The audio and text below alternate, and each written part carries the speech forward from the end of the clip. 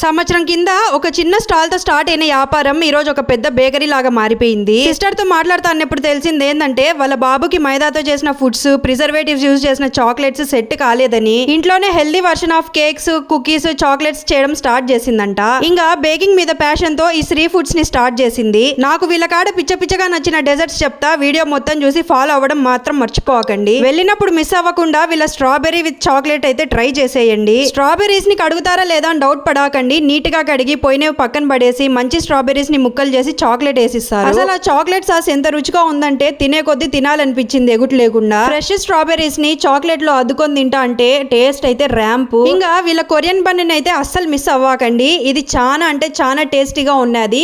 Cheese అయితే separate గా special cheese వాడతారంట. ఇంకా ఇన్స్టాగ్రామ్ ని షేక్ చేసే సండే బాంబలోనీస్ కూడా వీళ్ళ దగ్గర ఉన్నాయి. బయట అంతా బాంబలోనీస్ లో క్రీమ్ నింపేసిస్తే వీళ్ళు మాత్రం బాంబలోనీస్ లో చాక్లెట్ ఫిల్ చేసి ఇస్తున్నారు. అదే స్పెషల్. టేస్ట్ అయితే సూపర్.